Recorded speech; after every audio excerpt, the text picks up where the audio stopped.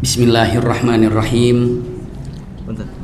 Assalamualaikum warahmatullahi wabarakatuh. Anda masih ingat? Sebelum masuk hisab, ini ada yang namanya yang disebut dengan alam mahsyar. Dan saya tidak perlu ulangi lagi seperti apa alam mahsyar, namun di situ selama 50.000 tahun orang berkumpul di sana hanya menunggu pintu hisab dibuka. Masih lupa ya semua? Masih ingat maksud saya? Iya, lupa. Iya 2 tahun. Tapi ingat Bunda ya, lihat saya akan gambarkan singkat sekali. Iya, mudah-mudahan karena kita terlalu lama ya. Tapi digambarkan singkat Bunda. Hidup di dunia ini adalah hidup yang begitu cepat. Setelah cepatnya hidup di dunia ini yang kita alami, kita akan wafat. Kapan kita wafat kita tidak tahu. Setelah kita wafat kita akan di alam barzakh. Ingat semuanya ya, atau di alam kubur. Kita tidak tahu di alam kubur, namun yang jelas kita di alam kubur sampai kiamat datang. Sampai kiamat tiba. Kita berada di dalam kubur. Iya. Setelah di alam kubur nanti ada yang ditidurkan dengan nikmat, dengan nyenyak. Siapa mereka? Mereka yang ditidurkan adalah mereka orang-orang yang wafat husnul khatimah. Ketika bisa menjawab pertanyaan man rabbuka, man nabiyyuka dan selanjutnya. Siapa yang bisa menjawab pertanyaan munkar dan nakir, maka apabila termasuk yang wafat husnul khatimah ditidurkan. Masya Allah. Tapi ada juga yang wafatnya tidak husnul khatimah, lebih daripada husnul khatimah. Tapi apa? Plus husnul khatimah dan ada gelar lain syahid, syuhada. Maka disitulah Al-Quran mengatakan ala tahsabannal ladzina qutilu fi sabilillahi amwata bal ahya inda rabbihim yurzaqun. Mereka ini hidup di sisi Allah subhanahu wa ta'ala. Ini bagi orang yang wafat syahid. 2 itu bagi orang yang beriman. Tapi bagi orang kafir itu pastinya adalah yang disebut dengan azab kubur. Bisa dipahami itu ya? 3 nih. Kita mau pilih yang mana nih? Yang mukmin, mau husnul khatimah apa syahid? Mau yang mana Bunda? Masuk surga lah yang mana? Mau husnul khatimah? Mau sekarang? Jangan dulu katanya mau, tapi kalau sekarang masih nggak mau ya. Tapi itulah kenyataannya manusia terkadang ya. Karena ibu punten, bapak punten. Harus saya sampaikan sama ibu dan bapak, kita seakan-akan mengatakan kematian itu menakutkan. Padahal bagi orang yang beriman, kematian ini adalah jumpa dengan kekasihnya yang mencintai tanpa batas. Siapa? Allah. Iya. Hanya terkadang kita ini karena kehidupan di dunia ini membuat ada yang sesuatu lebih dicintai ketimbang Allah, maka seakan-akan perjumpaan dengan Allah itu berat buat kita. Malah kita ini masih hidup betah di mana? Di dunia. Apakah ada para nabi ketika ditawarkan antara hidup dan wafat lalu memilih hidup? Mereka jawabnya apa? Ar-Rafiqul A'la, jumpa dengan Allah. Jumpa dengan Allah. Itulah para nabi. Kenapa? Kerinduannya itu dahsyat kepada Allah. Kerinduannya itu dahsyat kepada Allah. Iya. Coba cek baik-baik. Maka setiap nabi ditawarkan ketika mau wafat, karena tidak ada nabi satu orang pun kalau nabi itu mau wafat kecuali ditawarkan. Penawarannya adalah dengan mengatakan mau hidup di dunia atau mau diambil nyawanya sekarang. Para nabi mengatakan Ar-Rafiqul A'la, aku ingin jumpa dengan Allah subhanahu wa ta'ala. Ini para nabi. Kenapa? Kecintaannya kepada Allah itu sangat dahsyat sekali. Sampai ada perkataan man ahabba liqa Allah ahabballahu liqa'ahu. Iya. Maka saat itu wafat kita ini dikuburkan, ditanya munkar nakir. Setelah itu punten, nanti di alam mahsyar kita kumpul. Di alam apa Bunda? Mahsyar. Mahsyar itu alam yang pernah saya sampaikan. Saya tidak akan detail lagi karena pernah di pertemuan yang lalu, 2 tahun yang lalu, dengan menyebutkan tempat yang gelap gulita, orang berdesak-desakan, Panasnya luar biasa. Sampai seperti 9 jengkal matahari dari kepala. Sampai tenggelam dengan air keringat. 50.000 tahun lamanya. Dan punten, tanpa ada duduk sebentar pun. Yauma yaqumun nasu lirabbil alamin. Semua manusia berdiri pada waktu itu dan tidak minum dan tidak makan. Subhanallah. 50.000 tahun. Bisa dibayangkan Bunda, kalau seandainya kita saja sholat tarawih, imamnya membaca 1 juz saja, pegal kita ini. Dan kita akan bilang, mengatakan, kapok saya sholat di sini. Ya, karena apa? Imamnya kepanjangan. Ini bayangkan Bunda, punten, 50.000 tahun berdiri tanpa duduk. 50.000 tahun berdesak-desakan. 50.000 tahun kepanasan. 50.000 tahun kegelapan. 50.000 tahun tenggelam dengan air keringat. Berdiri tanpa makan, tanpa minum. Subhanallah. Apa yang diinginkannya? Hanya satu, menunggu pintu hisab dibuka. Itu saja. Menunggu, ya Allah bukakan pintu hisab. Dan pernah saya sampaikan, akhirnya datang ke Nabi Adam. Nabi Adam tidak bisa membuka pintu hisab. Datang ke Nabi Nuh. Nabi Nuh tidak bisa membuka pintu hisab. Masih ingat mungkin, kebayang sama Bunda ya. Datang ke Nabi Ibrahim, tidak bisa membuka pintu hisab. Datang ke Nabi Musa, tidak bisa membuka pintu hisab. Datang ke Nabi Isa pun tidak bisa membuka pintu hisab. Dan akhirnya datang kepada siapa? Nabi Muhammad SAW. Dan saat itu Nabi Muhammad SAW bisa membukakan pintu hisab. Maka disitulah pintu hisab dibuka. Inilah kajian kita pada hari ini, sore ini. Dibuka pintu hisab. Masya Allah. Begitu pintu hisab dibuka, ya Rabbana, saat pintu hisab dibuka, kalau dibuka, udah dimulai apa belum kira-kira? Belum. Tokonya udah buka belum? Udah buka, tapi apa? Belum menerima pelanggan. Nah gitu. Apakah begitu dibuka? Tidak. Udah dibuka tokonya, tapi tunggu siap-siap semuanya. Mungkin demikian. Begitu pintu hisab dibuka, orang sudah siap dihisab semuanya. Kita sudah siap semuanya. Dan Masya Allah, disitulah janji Allah Subhanahu wa ta'ala dengan tegas mengatakan, pintu hisab sudah dibuka. Maka sebelum dimulai hisab ini, Allah katakan, aku akan pilih 70.000 orang masuk surga tanpa hisab. Masya Allah Bunda, berapa orang? 70.000 orang masuk surga tanpa hisab. Jadi belum mulai hisab, tapi Allah sudah pilih 70.000 orang untuk masuk surga tanpa hisab. 70.000 orang. Siapa yang 70.000 orang ini? Pastinya umat Muhammad. Lalu pertanyaan berikutnya, ada kriterianya nggak yang 70.000 orang ini?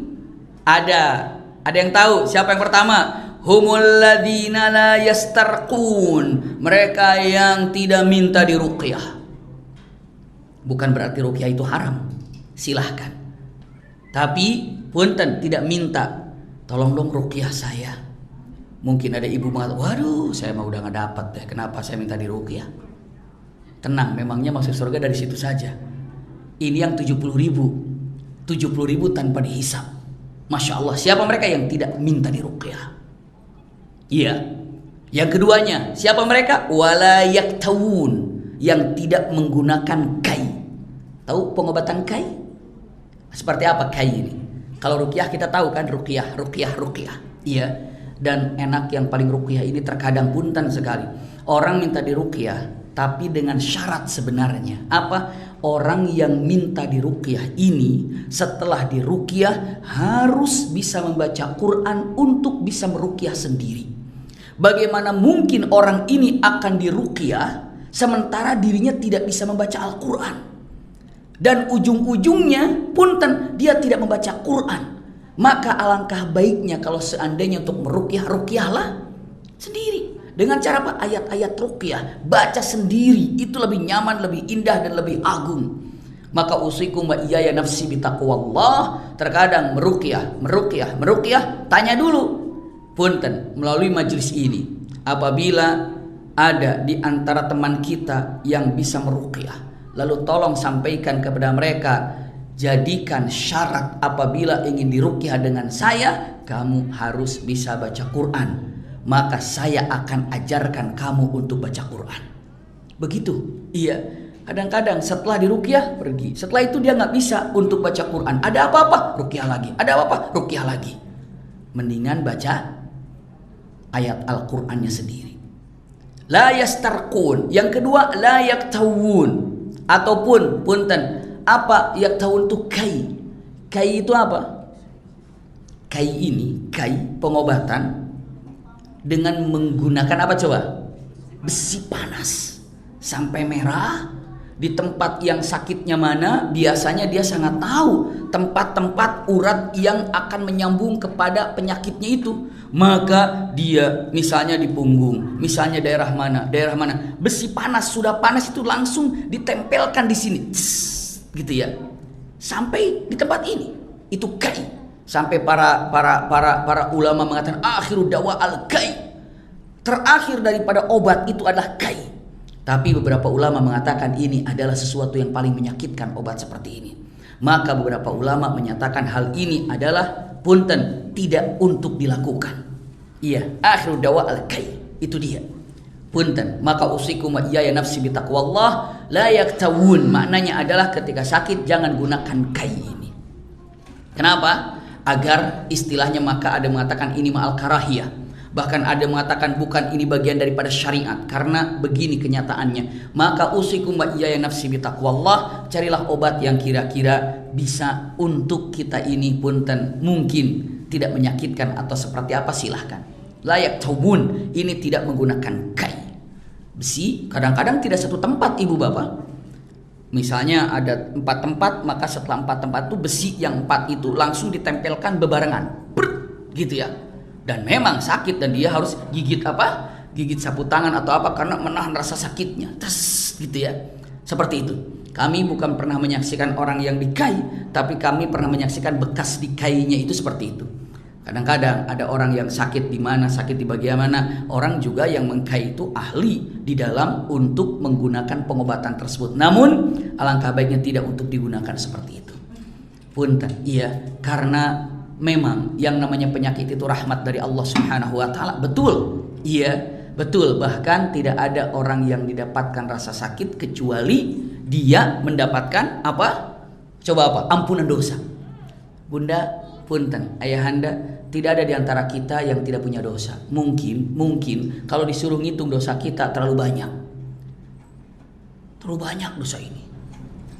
Tapi begitu kita sakit, dosa itu berguguran ibaratnya daun yang berguguran dari dahannya ketika musim gugur. Berguguran dengan penyakit itu. Masya Allah. Iya.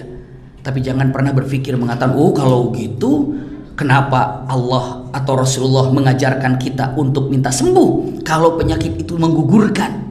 Bisa dipahami gak bunda?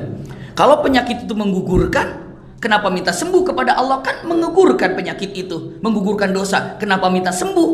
Apa jawabannya? Karena apabila Anda sembuh lalu menggunakan kesembuhan itu dengan ketaatan kepada Allah, itu mengisi amal baiknya. Penyakit menggugurkan dosa, sembuh mengangkat amalan. Bisa dipahami bunda? Coba melihat jenazah 1 qirat, mengantarkan sampai ke kuburannya 1 qirat, dia dapat 2 qirat. 2 qirat, 1 qirat itu apa? Sebesar gunung Uhud terbuat dari emas. Itu bisa dikerjakan bagi orang yang apa? Sehat. Sholat subuh di masjid, lalu duduk i'tikaf sampai matahari syuruk keluar, lalu sholat 2 rakaat, pahalanya apa? Haji umrah, sempurna. Masya Allah. Mau infak, mau wakaf, berarti apa? Sehat. Kenapa? Mencari nafkahnya. Berarti dengan mengatakan kenapa katanya sakit itu dapat menggugurkan dosa, lalu ada doa untuk menyembuhkan dari penyakit.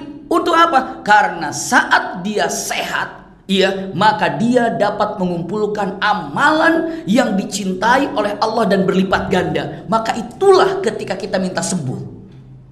Jadi ketika kita sembuh itu adalah modal untuk mengumpulkan amalan-amalan soleh. Lalu ketika sakit, ini adalah menggugurkan dosa-dosa bagaikan dedaunan yang rontok yang jatuh dari pohonnya. Subhanallah. Nah ingat, la yaktawun, ini yang 70.000 orang. Selanjutnya la yatatayyarun, itu istilahnya nggak kedukun lah, ataupun dengan mengatakan kata-katanya tidak meramal nasib. tidak meramal nasib. Usikum wa iyaya nafsi bitaqwallah. Ada kisah yang luar biasa, Masya Allah. Iya, ketika kami melaksanakan ibadah haji kemarin, ada orang yang mendengar dari salah satu jamaah ini, uangnya nyangkut di luar. Iya, saya sudah izin sama orang ini tuh menyampaikan contoh ini. Uangnya nyangkut di luar. Iya, uangnya itu nyangkut di luarnya itu kira-kira 1 M lebih. Nyangkut di luar. Dan dia ini, subhanallah, padahal teman baiknya, lalu dia berpikir dengan mengatakan, aduh, kayaknya dia bayar enggak ya. Akhirnya tumbuhlah benci sama orang itu.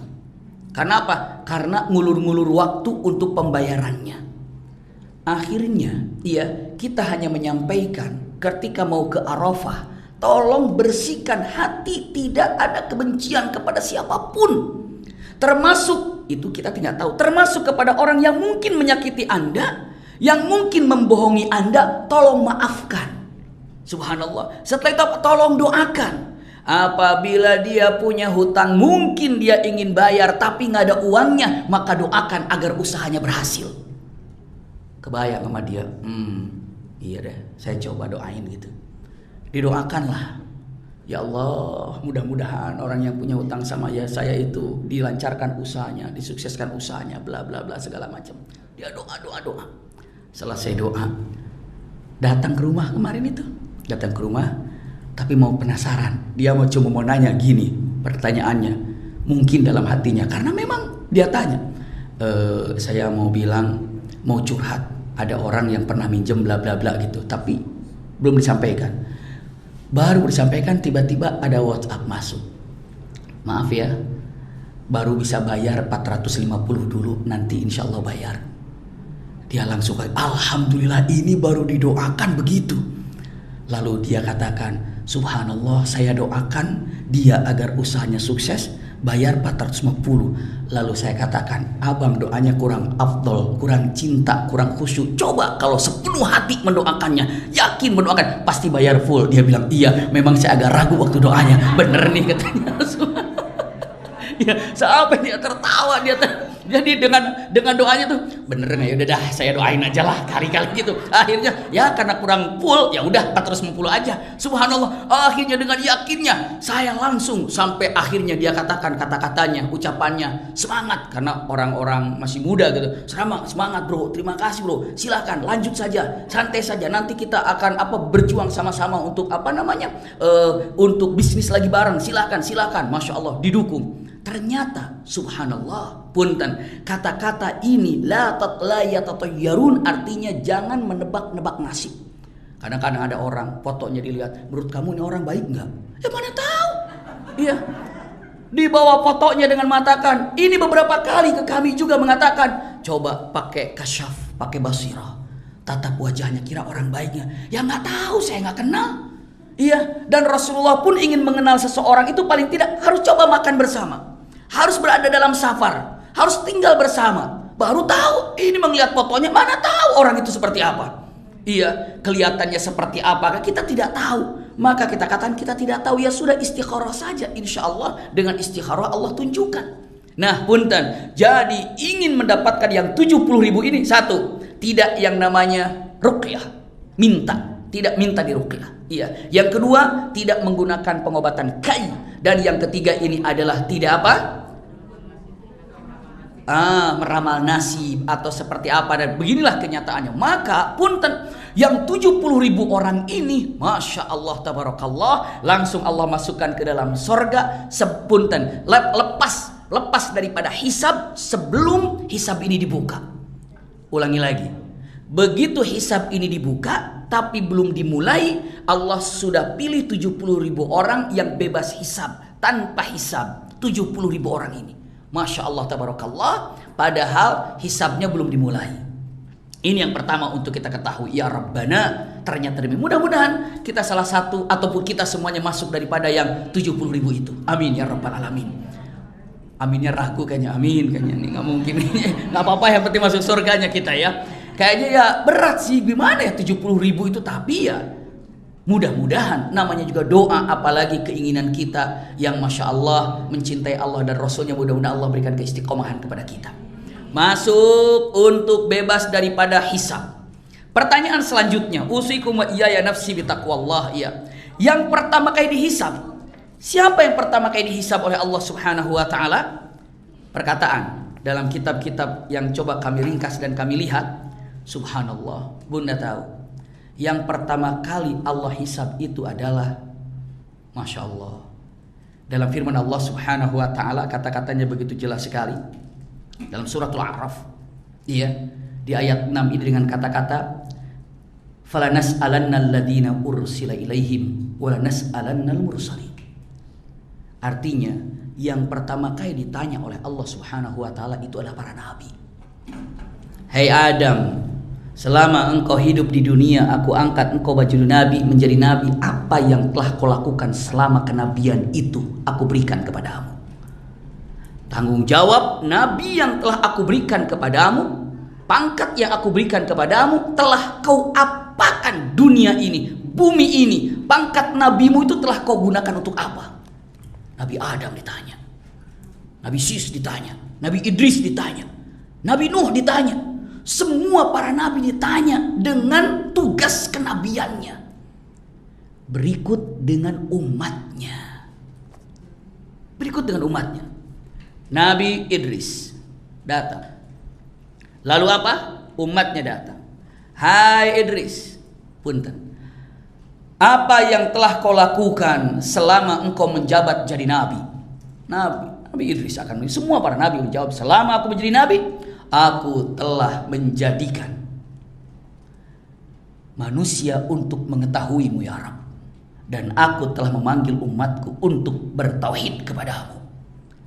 Hai umat yang hidup di zaman Nabi Idris, apakah engkau pernah mendengar ajakan Idris untuk menyembahku? Umatnya menjawab, iya, kami tahu Idris adalah orang soleh, dia adalah nabi yang telah mengajak kami untuk bertauhid. Bagus, Idris, bebas. Nabi Musa pun demikian, Nabi Ibrahim pun demikian, dan umatnya semuanya adalah mengakui terhadap kenabiannya, kecuali ada satu umat yang tidak mengakui terhadap kenabian nabinya. Ada yang tahu Nabi siapa? Nabi siapa? Nabi siapa yang tidak mengakui kalau itu adalah nabinya? Nabi Nuh alaihissalam. Nabi Nuh alaihissalam. Itu yang namanya umat Nabi Nuh, bandelnya luar biasa. Iya, sampai di akhirat nggak ngaku dia. Subhanallah, itu umat Nabi Nuh. Umat Nabi Nuh ini banyak. Sampai Nabi Nuh ini berdakwah 950 tahun. Sampai astagfirullahaladzim, kalau Nabi Nuh sedang berdakwah, semua orang memasukkan tangannya ke telinga, nggak mau dengar. Iya, nggak mau dengar.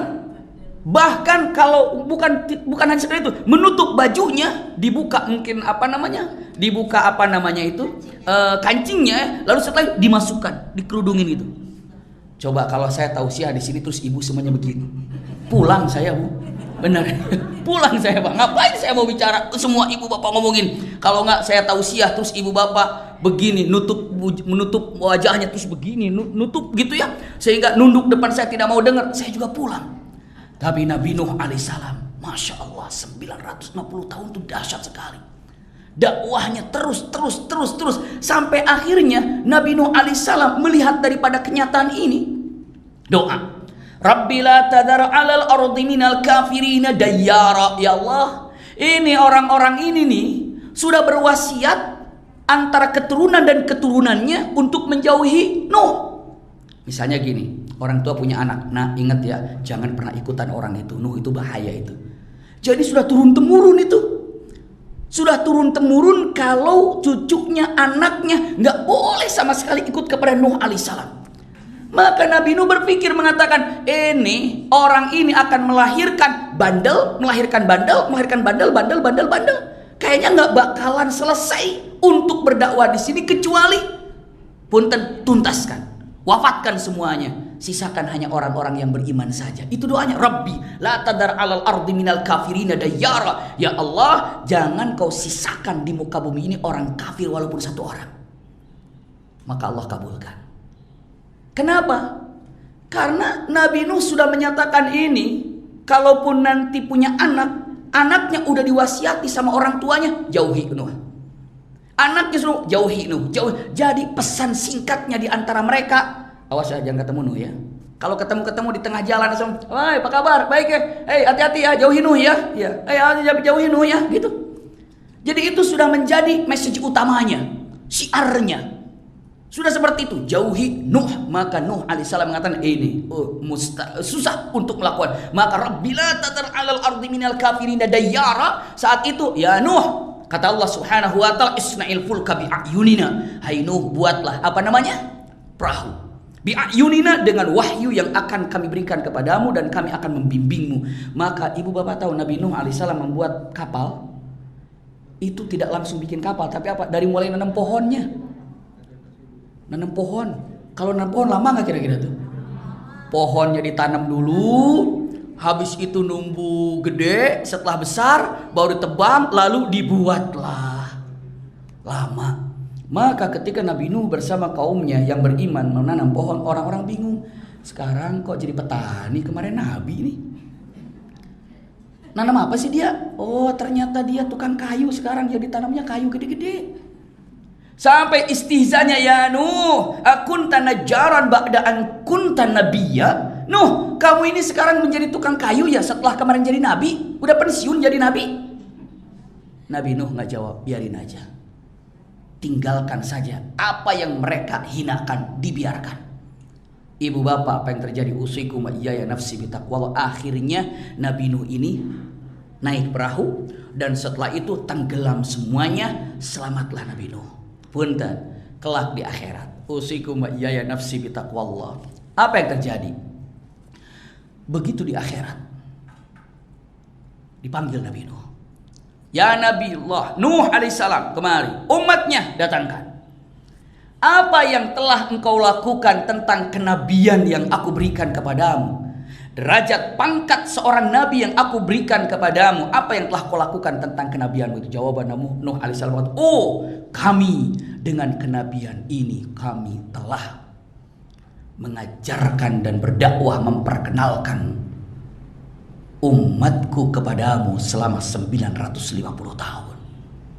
Oh, bagus Nuh. Sekarang, hai umat Nabi Nuh, kenal dengan orang ini? Bengong. Bukan gak kenal, emang bandel. Mereka mengatakan, enggak. Bukankah orang ini nabi yang telah mengajarkanmu untuk bertauhid? Enggak. Aku kenal sih dia, tahu wajahnya, cuma nggak pernah tuh ngajak-ngajak beriman. Astagfirullahaladzim. Itu bandel tingkat dewa kali itu. Iya, tingkat tinggi. Kenapa? Sampai dia ini, astagfirullahaladzim, punten. Ya bahasanya kenapa? Karena sampai dia ini, punten, bandelnya luar biasa. Sampai dirinya ini, punten tidak mau beriman kepada Allah dan Rasulnya. Sampai tingkat dia di akhirat kekeh tidak mau beriman. Kepada siapa? Nabi Nuh. Enggak. Aku lihat wajahnya, aku tahu wajahnya, tapi nggak pernah ngajak saya beriman, nggak pernah saya diajak untuk mengenal Allah, nggak pernah. Nabi Nuh alaihissalam, ya Rabb, ini umatku, aku tahu wajah-wajah mereka dan aku telah mengajaknya. Mereka jawab, enggak pernah. Subhanallah. Lihat keadilan Allah yang luar biasa, yang mana pada waktu itu adalah Allah yang ma'adil. Tidak mungkin Nabi Nuh akan diselamatkan dari masalah ini kecuali ada saksinya kalau Nabi Nuh itu adalah Nabi. Ibu bapak tahu apa yang terjadi? Usikum iyaya nafsi bitaqwallah. Langsung Nuh, apa yang akan kamu lakukan saat ini saat umatmu tidak lagi mengakui kalau kamu nabinya? Lalu Nabi Nuh alaihissalam, datangkan saksi yang lain ya Rabb, bukan umatku. Siapa? Aku ingin datangkan umat Muhammad. Subhanallah. Hadirkan umat Muhammad di hadapanku ya Rabb. Umat Muhammad, iya, datangkan umat Muhammad. Kita semuanya, Masya Allah, yang tahu sejarah ini, yang tahu majelis ini, yang tahu kejadian ini, datanglah umat Muhammad berbondong-bondong. Kalian umat Muhammad, apakah kalian tahu ini adalah seorang nabi, namanya Nabi Nuh, dan memang ini adalah Nuh alaihissalam yang aku angkat jadi nabi. Dan Nuh telah berdakwah kepada umatnya. Dia mengatakan demikian, tapi umatnya sama sekali tidak mengakuinya. Hai umat Muhammad, apakah engkau bersaksi kalau Nuh ini adalah seorang nabi yang telah menyampaikan akidah? Jawaban kita umat Muhammad mengatakan, iya ya Rabb, Kami bersaksi kalau Nuh alaihissalam adalah seorang nabi yang telah menyampaikan syiarnya selama 950 tahun. Namun umatnya bandelnya luar biasa, tidak mau mengakuinya dan tidak mengikutinya, sampai Allah hancurkan umatnya dengan air yang menenggelamkannya. Kata siapa itu? Kata kita umat Nabi Muhammad. Maka Allah katakan, Nuh, ternyata engkau ada yang bersaksi kalau engkau seorang nabi. Itu orang-orang kafir itu, punten, umat Nabi Nuh masih protes. Ya Allah, siapa mereka yang bersaksi tentang kenabian Nuh ini? Dia hidup di zaman mana? Apakah dia lihat Nabi Nuh? Apakah dia lihat tentang Nabi Nuh? Atau lihat orang ini waktu berjuang? Mereka kan nggak tahu, terlalu jauh jaraknya di antara kami dengan mereka. Itu perkataannya, ngeyelnya luar biasa itu. Lalu Allah katakan dengan tegas, hai umat Muhammad, kamu tahu dari mana ini semuanya? Kamu tahu dari mana kalau Nuh ini seorang nabi yang telah berdakwah? Apa umat Nabi Muhammad mengatakan, kami tahu. Karena firmanmu yang dibawa oleh Rasul Shallallahu Alaihi Wasallam tentang Al-Quran letaknya dalam surat Nuh, dan itu menceritakan tentang kisah Nabi Nuh yang ada dalam Al-Quran, dan Quran ini firmanmu, dan kami beriman kepada Allah dan Rasulnya, maka kami beriman kepada Al-Quran yang diturunkan olehmu. Melalui Quran inilah kami tahu Nuh itu seorang nabi. Masya Allah, hafalkan itu ibu bapak, nanti jawabannya begitu. Nanti di situ nggak tahu dulu, iya dari mana kita tahu, lupa waktu itu di Al-Hakim kita ngomong apa jawabannya.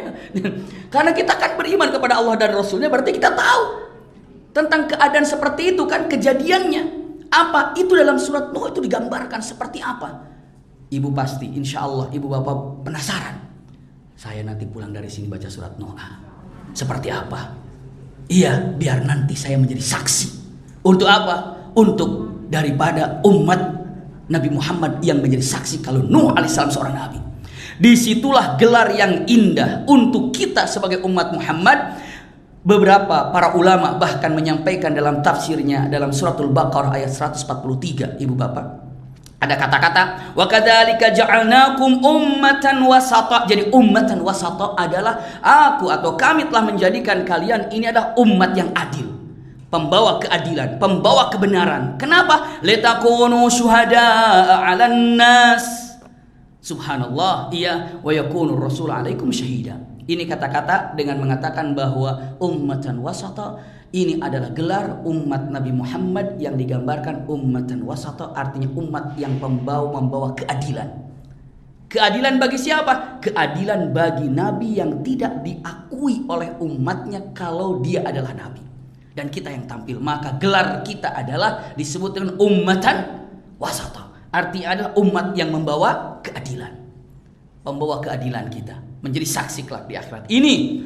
Jadi setelah para nabi diadili semuanya dan semua orang menyaksikannya, kita akan menyaksikan keadilan itu ibu bapak. Hisab itu dilihat, subhanallah.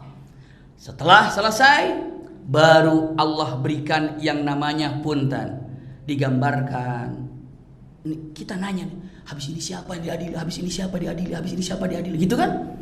Ternyata dalam beberapa riwayat, usikum wa iyaya nafsi bitaqwallah, ya, Allah kumpulkan para binatang. Binatang semua dikumpulkan, semua binatang dikumpulkan. Sampai kita bertanya, binatang diadili, binatang akan dihisab. Allah lihat dalam hadis Rasulullah sallallahu alaihi wasallam, iya, dengan mengatakan la tu'dannal huququ ila ahliha yaumal qiyamah hatta yuqal lisyatil jalha min syatil qarna. Artinya gini, nanti keadilan yang Allah akan tegakkan bahkan kepada hewan. Ini lihat hewan, apabila ada hewan yang punya tanduk nyeruduk kepada hewan yang tidak punya tanduk sampai yang tidak punya tanduk itu mati, maka kelak di akhirat akan dibangkitkan dan hewan yang menyeruduk waktu di dunia untuk diseruduk seperti yang dilakukan di dunia. Bisa dipahami ya? Sekarang coba ada beberapa pemburu misalnya macan makan apa, menggigit apa, kudanya dimakan oleh macan sehingga kelak di akhirat dibalikin seperti itu. Maka dihukumi dengan keadilan yang luar biasa. Masya Allah. Luar biasa, Bunda. Jadi ketika hewan itu dibangkitkan oleh Allah, lalu Allah akan memperlihatkan bagaimana saat itu yang berbuat zalim kepada hewan yang lainnya diterkam, dihajar, dimatikan, dibunuh, maka itu akan terbalik dan dinyatakan untuk dibalasnya. Setelah semua terbalas, selesai semuanya, lalu Allah katakan dengan kata-kata yang lain. Apa kata-katanya? Kuni turaba. Setelah semua siap, setelah selesai semuanya, telah menghukumi daripada yang telah dizoliminya atau yang telah tersakitinya, maka saat itu, Masya Allah, tabarakallah, Allah menyatakan kepada semua binatang, kuni turaba. Jadilah kalian semuanya turab. Turab itu apa? Apa turab itu? Debu. Jadilah kalian ini pasir.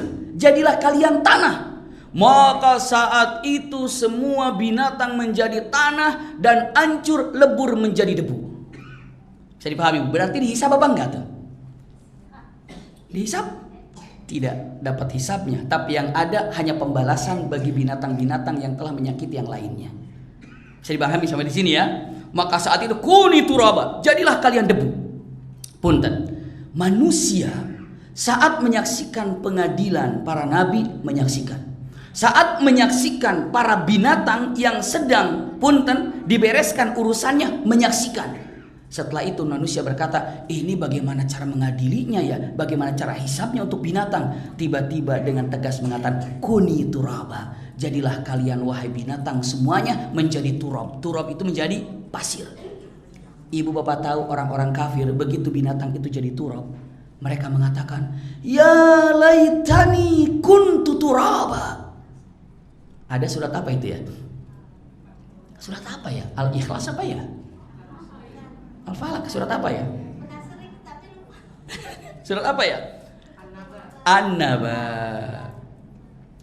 Ya, wa yaqulul kafiru ya laitani kuntu turaba. Dan pada waktu itu orang-orang kafir menyatakan dengan mengatakan, ya Allah, alangkah baiknya aku ini menjadi pasir saja, menjadi debu saja. Kenapa? Enggak kena hisab. Enggak kena hisab. Maksudnya dengan mengatakan, aduh enak banget ya hewan mah enggak dihisab, langsung jadi debu. Kenapa? Karena mereka mengetahui orang kafir ini akan berhadapan dengan hisab yang panjang. Belum jabatannya, belum hartanya, belum kehidupannya, belum nyawanya, belum apa dan belum. Maka orang kafir, ya laitani kuntu turaba. Dia sudah putus asa duluan. Ya laitani kuntu turaba. Subhanallah. Mengerikan sekali. Kita lanjutkan. Ya. Maka saat itu barulah setelah binatang ini dijadikan debu, mulailah kepada manusia. Subhanallah. Kepada kita semuanya akan dihisab. Saya persingkat untuk menyampaikan tentang apa yang disampaikan ini. Pertama, kalau digambarkan kepada orang-orang kafir itu dengan mengatakan la hisab lil kafirin. Orang kafir ini tidak ada hisab bagi mereka. Kenapa? Apa yang mau dihisab? Karena dia tidak ada kesempatan untuk dihisab. Karena tidak punya la ilaha illallah. Hisab itu semacam ujian, semacam perhitungan. Dia lolos apa tidak? Bisa dipahami Ibu Bapak ya? Contoh-contoh begini. Yang terdekat di sini universitas mana nih? Yang paling ma'ruf, yang paling gampang kita ada YIN misalnya kan? YIN di mana letaknya? Ciputat, besar gitu kan, YIN. Saya tanya sama Ibu Bapak punten, apakah setiap yang di YIN itu, baik yang di dalam kampusnya atau di luar kampusnya atau tiap hari ke YIN, apakah setiap yang ke kampus YIN itu mahasiswa? Tidak. Belum tentu.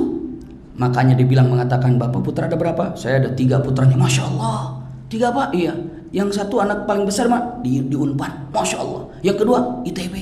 Masya Allah. Yang ketiga mana? YIN. Kuliah bukan, jualan. Nah, istilahnya apa? Punten bahasanya ya. Bahasanya iya, universitasnya disebutkan, tapi belum tentu dia itu seorang mahasiswa. Iya. Nah punten dengan matan, ingat, begitu datang ujian, apakah setiap yang datang kiai dikasih soal apa tidak? Untuk yang dikasih soal itu siapa mereka? Mahasiswa yang punya kartu mahasiswa. Kalau tidak punya kartu mahasiswa ini, dia tidak akan pernah mendapatkan pertanyaan tentang ujian daripada punten penaikan kelas. Yang diuji ini hanya para mahasiswa saja. Apabila bukan mahasiswa, maka dia tidak diuji. Persis. Yang dihisab itu adalah orang-orang yang beriman saja. Yang tidak beriman tidak dihisab. Kenapa? Apanya yang mau dihisab? Orang dianya juga punten nggak punya kartu daripada bitaqah la ilaha illallah. Maka punten, tolong camkan baik-baik. Dengarkan baik-baik. Yang menyebabkan kita menjadi ahli sorga itu adalah la ilaha illallah. Ingat, ulangi lagi, saya ulangi lagi nih. Yang menyebabkan kita menjadi ahli sorga itu adalah apa? La ilaha illallah. Dan yang menentukan tingkatan sorga kita ini di tingkat berapa, itu amalan ibu dan bapak. Bisa dipahami ibu bapak? Ulangi lagi. Untuk dipadatkan nih, yang menjadikan kita menjadi ahli surga apa? Iman kita, Islam kita, la ilaha illallah Muhammadur Rasulullah. Itu yang menyebabkan kita bisa menjadi ahli surga. Adapun tingkatan surga yang akan kita dapatkan itu tergantung apa? Amalannya. Amalannya banyak, surganya makin tinggi. Amalannya kurang, ya surganya di bawahnya. Maka itulah Rasulullah dengan tegas mengatakan, kalian tidak akan pernah bisa menjadi ahli surga dengan amal-amal kalian. Jadi bukan dengan amal kita, bukan, tapi apa? Dengan iman. Ada nggak amalannya bagus tapi tidak punya iman? Ada nggak? Banyak nggak? Banyak. Punten ya, setiap hari kurban itu ada teman kami, mudah-mudahan dapat hidayah. Saya atau kami sudah berteman dengan dirinya udah cukup lama. Subhanallah, bahkan beberapa kajian suka datang, tapi belum beriman. Iya, dan punten, kalau pas lagi kurban, dia bilang, nyumbang sapi ya. Saya bilang, bukan kurban, tapi ya kurban untuk orang Islam saja. Nggak apa-apa, apa aja ngomongnya lah, bicaranya terserah. Yang penting saya mau ikutan. Emang kenapa ikutan? Pokoknya kalau saya sudah sedekah, rezeki saya lancar. Dibayar tunai langsung. Kenapa? Punten, Allah itu maha baik. Siapapun yang melakukan kebaikan, Allah balas walaupun dia orang kafir. Tapi kalau orang kafir, balasannya hanya di dunia tanpa di akhirat. Nah punten, apakah amal soleh ini bisa menjadikan diri kita ahlu surga? Amal soleh itu menjadikan penentuan kita tingkatan surga. Sehebat apapun amal solehnya, tidak punya iman, mentok, nggak bisa masuk. Tapi kita punya iman, punten, sertakan dengan amal soleh, bisa masuk dalam surga, mendapatkan tinggi derajatnya. Maka cek dalam Al-Quran, berapa banyak yang berdekatan iman dan amal soleh. Ada nggak? Ini semuanya ibu bapak hafal. Kalau nggak hafal, selesai kajiannya. Kenapa? Kecewa. Illalladzina amanu. Wah, sudah, kita lanjut pengajiannya. Iya, surat apa itu bapak? Surat apa? Surat apa? Masya Allah, Al-Asr. Coba ya, wal asri, gitu kan? Innal insana lafi khusrin illal ladzina amanu wa amilus solihat. Illal ladzina amanu wa amilus solihat. Jadi tidak illal ladzina amanu wa tawassaw bil haq, tidak. Tapi untuk menyiarkan iman dan amal soleh. Karena iman menjadikan ibu bapak ahli surga, amal soleh menentukan tingkatan surga. Itu dia. Jadi kalau seandainya mengatakan apa sih pentingnya amal soleh, menentukan tingkatan surga. Tapi kalaupun orang itu mengumpulkan amal soleh tapi tidak punya iman, nggak bisa masuk ibu bapak. Maka tidak boleh ditinggalkan antara iman dan amal soleh. Ibu punya iman dan sekarang sedang mengumpulkan amal soleh dengan tahajud, dengan duha, dengan zikir, dengan silaturahim, dengan majelis taklim, dengan sedekah, birrul walidain. Itu amal soleh apa bukan? Untuk menentukan tingkatan surga setinggi-tingginya. Maka tidak boleh puas dengan amal soleh. Imannya pertebal. Dengan cara apa? Dengan cara amal soleh. Itu Masya Allah, sekaligus ketika melakukan amal soleh, iman makin tebal. Melakukan amal soleh, iman makin tebal. Seperti itu. Ulangi lagi. Iya. Dan punten, nanti bagi orang yang kafir tidak ada hisab. Ini perkataan para ulama. Iya. Kenapa? Ya bagaimana mau dihisab? Tapi yang orang mukmin, persingkat saya gambarkan, orang mukmin ini ada dua. Orang mukmin, saya tanya kira-kira sama ibu bapak di luar Nabi, Rasul, khususnya Nabi Muhammad SAW, kita punya dosa nggak kira-kira? Punya ya, alhamdulillah. Taubat kan? Taubat. Ada yang tidak ditobati kan? Mungkin ada juga karena lupa. Lihat ibu bapak, dalam hadis ini, masya Allah, saya singkat, ya, dengan mengatakan, yadunu ahadukum min rabbi hatta yada'a kanafahu alaihi fayaqul a'amilta kada wa kada fayaqulu na'am wa yaqul amilta kada wa kada fayaqulu na'am. Subhanallah, ini kata-kata ya, yukirruhu thumma yaqul inni satartu alaika fid dunya wa ana aghfiru lakal yaum. Masya Allah, ini ada dalam Sahih Bukhari. Kata-kata indah bagi orang yang beriman. Lalu orang ini, masya Allah, memang siapa sih di antara kita yang hadir di sini yang tidak melakukan kesalahan? Selalu ada. Tapi dia bertobat, istighfar, dia bertobat. Kelak di akhirat dengan kata-kata yang sangat indah. Subhanallah, kata-kata yang sangat indah. Dalam Al-Quran juga ada kata-kata fasawfa yuhasabu hisaban yasira wa yanqalibu ila ahlihi masrura fa amma man utiya kitabahu biyamini. Itu kan, ini yang mendapatkan kitabnya dengan tangan kanannya, dihisab dengan mudah. Caranya bagaimana? Ada orang mukmin ditanya oleh Allah, kamu tidak sholat ya? Iya. Kamu jam sekian kamu tidak misalnya kamu telah menyakiti orang tuamu ya? Iya. Kamu tanggal sekian kamu tidak boleh zakat padahal kamu sudah ada waktu itu ya? Iya. Kamu telah tanggal sekian melakukan dosa bla bla. Iya. Semua diakuinya. Karena dia pun telah bertobat pada Allah Subhanahu wa taala di dunia. Ada enggak ibu bapak punten? Ada nggak yang sekarang ibu bapak dosa lalu kita minta ampun kepada Allah? Pasti ada. Tapi mungkin ada di antara kita yang punya dosa, yang mana dosa ini cukup ibu yang tahu. Dengan orang bersangkutan saja tidak ada yang tahu kecuali Allah. Taubati itu. Maka nanti Allah akan buka di depan ibu, depan bapak. Bukankah kamu tanggal sekian boleh lakukan itu? Iya. Bukankah sekian tanggal sekian? Iya. Kamu tidak sholat? Iya. Kamu tidak puasa? Semua diakuinya. Maka setelah itu, dengan tobatmu yang kau kerjakan, aku tutup aibmu saat di dunia, dan hari ini aku ampuni kamu. Dan silahkan ambil kitab di dengan tangan kananmu, masuklah dalam surgaku. Masya Allah, luar biasa. Itu pentingnya taubat itu, luar biasa. Iya. Kenapa? Dengan mengatakan ya Rabb, maka punten ibu bapak, kalau ibu bapak taubat bukan hanya ya Allah ampuni dosa saya, tidak. 3 permintaan. 1, ya Allah ampuni dosa saya. 2, ampuni karena saya telah bertobat. Yang ketiga, tutupi aib saya. Itu 3 ini, pegang. Iya.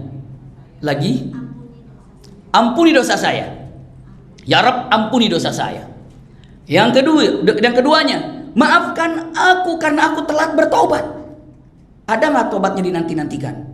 Ketika orang itu menanti-nantikan tobat, itu bagian daripada dosa. Ya Rabb ampuni dosa saya. Ya Allah ampuni karena saya baru tobat sekarang ini. Ampuni karena saya telah tobat. Yang ketiga, ya Allah engkau yang maha menutupi aib, maka tutuplah aibku ini. Itulah permohonannya pada Allah Subhanahu wa taala. Allah tutup daripada apa yang ada. Usikum wa iyaya nafsi bitaqwallah. Bisa dipahami sampai di sini ya. Setelah itu apa? Maka yang pertama mengatakan ya Rabb, ya aku akui, ya Allah aku akui. Karena di dunia dia sudah merasa dosa-dosa yang dia lakukannya. Maka Allah katakan kalimatnya, satartuha fid dunya, aku telah tutupi aib kamu ketika di dunia terhadap dosa-dosamu. Wa ghafartu lakal yaum, maka aku maafkan hari ini, dan ambil kitabmu dengan tangan kananmu, masuklah ke depan orang-orang yang berbahagia. Masya Allah. Maka pentingnya taubat dan pentingnya istighfar seperti itu. Perbanyak astagfirullah, astagfirullah. Karena hisabnya itu fasaufa yuhasabu hisaban yasira. Tapi ada yang hisabnya itu mengerikan. Mengerikan, iya. Dengan mengatakan kata-katanya usikum wa iyaya nafsi bil. Ini dalam hadis Rasulullah sallallahu alaihi wasallam dengan kata-katanya ini firman Allah, hadis Rasulullah sallallahu alaihi wasallam dengan kata-katanya yang kita pahami daripada hadis yang sangat luar biasa ini. Subhanallah. Iya. Rasulullah bersabda dengan mengatakan kalimat yang sangat indah. Ya Rasulullah, iya. Fa amma man utiya dzalika di sini mengatakan kata-katanya. Iya. Ketika Rasulullah bersabda mengatakan, "Laisa ahadun yuhasabu illa halak." Ini kata Rasulullah. Tidak ada di antara manusia yang ketika dihisab kecuali pasti binasa. Pasti hancur, kata Rasulullah. Bisa dipahami nggak ya? Agak beda nggak dengan yang tadi yang pertama? Beda ya. Yang pertama begitu, yang kedua Rasulullah bilang gini, "Laisa ahadun yuhasabu illa halak." Tidak ada di antara manusia yang dihisab kecuali dia akan mendapatkan kehancuran. Saat itu Siti Aisyah bertanya mengatakan, "Ya Rasulullah, iya, bukankah Allah sudah mengatakan fa amma man utiya kitabahu biyaminihi fasawfa yuhasabu hisaban yasira?" Bukankah Allah bagi orang yang beriman itu menghisab dengan mudah? Kan tadi dengan mudah kan? Rasulullah katakan, "Dzakal ardu yu'raduna wa man nuqishal hisab halak." Yang mendapatkan kehancuran saat dihisab itu adalah orang yang tidak mengakui terhadap kesalahannya atau ngeyel terhadap kekeliruannya. Ada yang gitu? Ada. Ada yang begitu? Ada. Ada orang kalau kata di mana, "Kamu tidak sholat?" "Iya, saya tidak sholat." "Kamu tidak puasa Ramadan tanggal sekian bulan sekian?" "Iya, saya tidak puasa Ramadan." Tapi di dunianya sudah ditobati karena dia tahu. "Kamu melakukan itu?" "Iya, saya." "Iya, dia tobati." Maka dia mengatakan, "Aku tutup dosamu, aku tutup aibmu, dan aku maafkan kamu. Masuklah ke dalam surgaku." Tapi ada yang tidak tobat, maka efeknya di akhirat itu ngeyel. "Kamu sholat?" "Kamu tidak sholat?" "Sholat ya Allah." "Kamu tidak zakat?" "Zakat saya."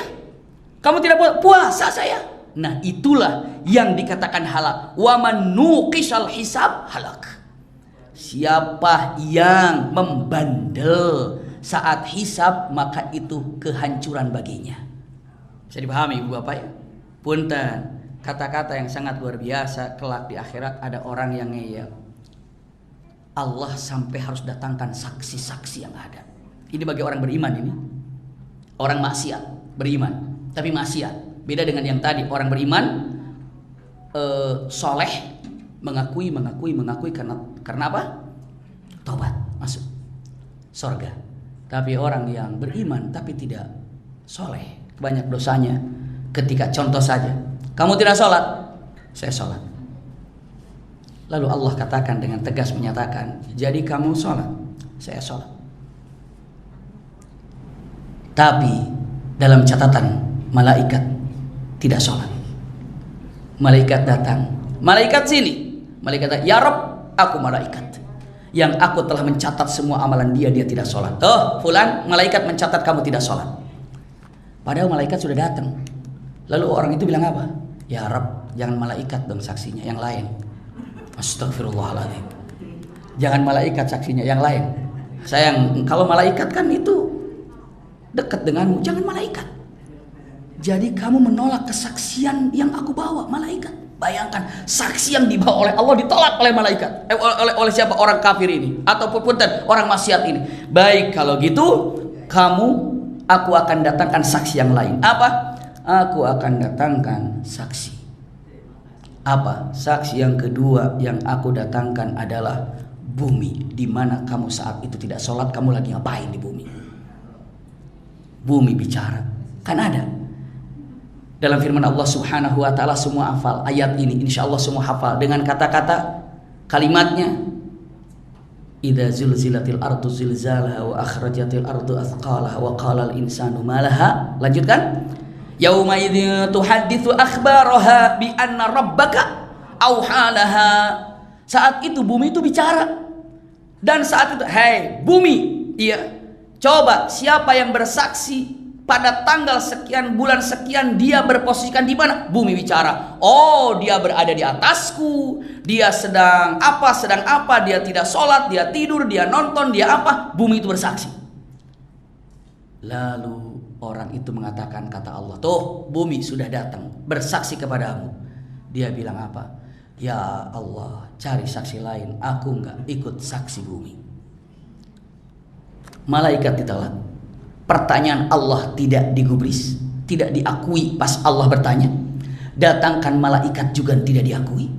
Datangkan bumi juga tidak diakui. Akhirnya yang keempat. Tahu kesaksian yang keempat apa? Al-yawma nakhtimu ala afwahihim wa tukallimuna aydihim wa tashhadu arjuluhum bima kanu yaksibun. Masya Allah, surat apa itu? Wah, hafal itu mah Yasin. Wah, lotok semua hafal surat ini. Iya, saat itu ditutup mulutnya. Maka saat mulut dikunci, inilah berbicara. Kakilah berbicara. Semua berbicara. Apa yang berbicara menjadi kesaksian apa yang telah dilakukan oleh tubuhnya. Ketika dia ngeyel, tidak mengatakan iya saat Allah interogasi, saat Allah tanya. Maka dalam ayat lain mengatakan yauma yaqulu li juludihim lima syahidtum alaina qalu antaqana Allahu alladzi antaqa kulla syai'. Jelas. Jadi ketika dia bicara, tangan bicara. Ya Allah, benar waktu itu aku bla bla bla bla gini. Ya benar, waktu itu kaki saya melangkah ke sana. Benar, mata saya melihat ini. Benar, telinga saya mendengar ini. Benar, benar. Semua berbicara. Setelah semua bicara, Allah buka lagi mulutnya. Seret. Begitu mulut bicara, dia tidak bicara dengan Allah. Dia bicara kepada siapa? Bicara kepada tangan dan kakinya. Lima syahidtum alaina. Kenapa kamu menjerumuskan aku dengan kesaksianmu itu? Kenapa sih kamu begitu sama saya, tega? Kamu bagian daripada aku. Jawab semua tubuh ini. Qalu antaqanallahu alladzi antaqa kulla syai'. Hari ini aku bisa bicara yang diizinkan oleh Allah yang dapat membicarakan sesuatu. Allahu Akbar. Setelah itu Allah tanya, mana? Kamu terima sekarang kesalahanmu? Masih ngeyel. Tapi ngeyelnya gini sekarang. Sholat yang mana sih? Sholat 5 waktu itu. 5 waktu yang dur, asar, maghrib, bisa subuh itu. Iya. Emang itu wajib ya? Pura-pura dia gak tahu ilmunya. Memangnya saya gak tahu kalau itu wajib. Memang gak ada yang menyampaikan kalau sholat itu wajib. Gak ada. Subhanallah. Dengan mengatakan kata-katanya, ucapannya. Baik. Ini adalah sholat wajib yang telah aku sampaikan kepada Nabimu Muhammad. Maka aku harus cek kepada Nabi Muhammad. Benarkah apakah Muhammad pernah menyampaikan kalau sholat itu wajib? Kalau Muhammad mengatakan sholat itu, kalau Rasulullah ini lupa tidak menyampaikan sholat itu wajib, berarti kamu selamat. Ya Rasulullah, ada umatmu katanya tidak tahu sholat itu wajib. Memang kamu gak bilang sama umatmu kalau sholat itu wajib? Rasulullah katakan, aku telah menyampaikan sholat itu wajib. Iya, aku telah menyampaikan sholat itu wajib. Dan aku tidak pernah menyembunyikan semua syariat yang kau berikan dan aku telah sampaikan. Mana saksinya ya Rasulullah? Didatangkan 100.000 jamaah haji waktu khutbah wada Rasulullah. Datangkan 100.000. Bukankah Rasulullah ketika khutbah wada Rasulullah mengatakan kalimat halla qad balagtum, kalimat yang sangat indah. Iya, ushidukum alla qad balagtum. Kalimat Rasulullah, hai kalian yang hadir di sini, apakah kalian bisa bersaksi di hadapan Allah kalau aku nabimu telah menyampaikan semua syariat Islam kepadamu? Semua yang 100.000 jawab mengatakan kalimatnya apa? Kalimatnya syahidna ya Rasulullah. Ya, kami bersaksi kau telah menyampaikan semua syariat Islam kepada kami. Kami telah menyampaikan. Kalimat yang itulah Rasulullah katakan, tuh umatku pun telah menyampaikannya dan telah bersaksi. Tiba-tiba dengan mengatakan ucapannya, tapi ini nggak tahu. Beberapa riwayat mengatakan Rasulullah tanya, hai umatku, ada yang kenal sama orang ini? Ada ustadz yang, itu mah bandel, dia tahu. Saya ajak ngaji di WhatsApp, di SMS nggak pernah datang. Udah selesai lah di situ mah, tuntas. Kamu yang salah. Itulah yang halak. Halak itu apa? Hancur. Ya, yang hancur. Dan punten, itulah pengadilan yang luar biasa. Itulah pengadilan yang luar biasa yang nanti itu ada di yaumil hisab. Naudzubillah. Iya, subhanallah. Maka setelah ini atau terjadi pertanyaannya, siapa yang pertama dihisab itu? Ketika nanti ditanya satu persatu gitu kan, siapa yang pertama dihisab itu? Ternyata yang pertama dihisab itu adalah umat Muhammad. Yang pertama dihisab itu umat Muhammad. Kenapa? Dalam hadis Rasulullah SAW, Ainal ummatul ummiyah wa nabiyuha fanahnul akhirunal awwalun. Kata Rasulullah dalam, kami ini adalah umat yang terakhir, tapi nanti dihisab adalah umat yang pertama. Kenapa? Berarti kalau yang pertama dihisab, berarti ada yang akhir dihisab, yang terakhir dihisab, berarti mereka harus tetap berdiri menunggu hisab selesai. Giliran, berarti nambah 50.000 tahun. Bukan hanya 50, tapi berdiri lagi lebih lama lagi. Bisa dipahami ya? Itu adalah hisab yang ada. Punten. Dari hisab inilah dihitung semuanya dengan teliti, dengan detail. Iya. Orang kafir tidak ada. Untuk hisab orang mukmin itu ada 2 cara tadi. Ada yang taubat selamat, ada yang ngeyel tidak taubat, demikian adanya. Terus orang munafik. Orang munafik ada nggak? Itu sama, hampir mirip dengan orang yang ngeyel. Kamu sholat, saya sholat. Tuh saksinya, memang ada saksinya. Tapi Allah langsung membukakan hatinya apa yang dia lakukan. Orang infak, Allah buka hatinya. Orang sedekah, Allah buka hatinya. Orang umroh, Allah buka hatinya dengan mengatakan kata-katanya apa ya? Yaumatublas sarair. Surat apa itu? At-Tariq. Wassamai wat-tariqi wa ma adraka mat-tariqun najmu tsaqib, dan selanjutnya ada kata yaumatublas sarair. Iya, maksudnya apa? Allah bukakan dengan mengatakan sarair itu apa? Yang dirahasiakan, apa yang ada.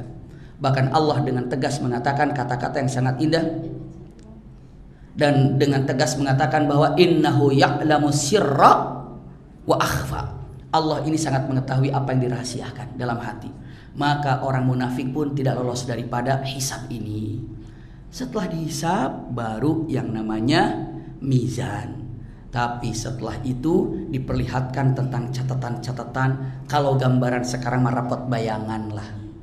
Rapot bayangannya sudah dilihat seperti apa, baru masuk ke dalam mizan, timbangan. Mana yang lolos, mana yang tidak, baru ditimbang. Sebagai ikhtitam, mungkin nanti ada sedikit tanya jawab. Saya sampaikan begini Bunda. Jadi hisab itu semacam saringan apa yang telah kita lakukan. Saringan iman, karena di situ ada orang munafik, di situ ada orang kafir, disaring. Imannya benar nggak? Setelah apa? Disaring amalan soleh, ikhlas nggak amalan solehnya. Setelah jernih, dia tersaring benar-benar orang beriman, dia tersaring dengan amalan yang soleh, baru amalan inilah yang akan ditimbang. Lalu amalan jeleknya ditimbang, mana lebih beratnya. Itulah yang namanya fungsi hisab. Hisab. Contoh-contoh saya perumpamakan gini. Iya, saya pernah menyampaikan di depan ibu bapak di sini. Insya Allah saya masih ingat. Tapi mungkin baik kalau saya ulangi lagi. Ibu bapak punten, ibu lihat nelayan ketika narik jalaknya yang disimpan, dipanjangkan gitu kan. Dia ada di sebelum subuh dia lempar atau jalan pakai perahu, lalu dipasangkan. Nanti setelah itu pagi-pagi dia tarik. Ibu pernah melihat itu di lautan? Iya, ditarik. Terus jala itu akan terus mengkerucut. Akhirnya apa? Akhirnya mengkerucutlah dan datanglah ke darat, ditarik salah beberapa orang kan. Begitu masuk ke darat, tertarik ke darat. Apakah di dalam jaring itu semuanya ikan? Tidak. Ada kotoran, ada sampah, ada bekas botol yang gak kepake, ada kayu, ada segala macam. Begitu datang keluar, punten, itu disaring gak? Walaupun berada dalam jaring, sampah buang, botol bekas buang, sendal jepit yang gak pakai buang, semua buang. Yang diambil itu apa? Ikan pun disatukan apa dibeda-bedakan harganya? Pisah. Ini ikan mahal, ini akan murah, ini kan. Subhanallah, bisa-bisa. Setelah itu yang ditimbang, ikannya saja sama sampah apa tidak? Sampahnya kemana? Buang. Itulah Allah pilih. Coba zakat kita ini sampah apa enggak ya? Sedekah kita sampah apa enggak ya? Haji kita sampah apa enggak ya? Ngaji kita sampah apa enggak ya? Disaring semuanya. Kita takut ibadah kita itu sampah semuanya. Itu yang takut. Padahal itu dalam jaringan kita. Padahal itu dalam milik kita. Tapi Allah pilih, ini sampah, ini sampah, ini sampah, ini sampah, ini sampah. Itu yang paling mengerikan. Kira-kira yang ditimbangnya ada berapa yang kita punya? Itulah di mizan nanti. Seperti apa mizannya nanti? Mizannya adalah bulan depan kita lanjutkan, insya Allah. Iya. Jadi akan datang kita akan bahas tentang mizan. Seperti apa mizan ini atau timbangan ini? Karena timbangan buat orang-orang yang beriman dan itu juga sangat mengkhawatirkan dan menakutkan. Kenapa? Gimana sih? Ibu bapak kalau kita pernah umroh atau haji bawa barang banyak, begitu ditaruh di mana itu namanya? Di konter mau berangkat gitu kan? Itu deg-degan nggak takut overweight gitu ya? Aduh takut overweight, takut. Begitu plong lolos gimana perasaan? Baru di dunia, ntar di akhirat plong, aduh sorga. Subhanallah. Dan nanti kita akan bahas juga dengan timbangan yang sama. Mungkin jeleknya 50, baiknya 50. Jadi timbangannya sama ibu bapak. Jadi nggak bisa masuk surga, nggak bisa masuk neraka karena timbangannya sama. Ada yang digambarkan dalam hadis seperti itu. Singkat dari apa yang disampaikan, mudah-mudahan ada manfaatnya. Ya jazakumullah khair ala husni istimaikum. Kita akhiri dengan kafaratul majlis. Subhanakallahumma wa bihamdika asyhadu an la ilaha illa anta astaghfiruka wa atubu ilaika walhamdulillahirabbil alamin.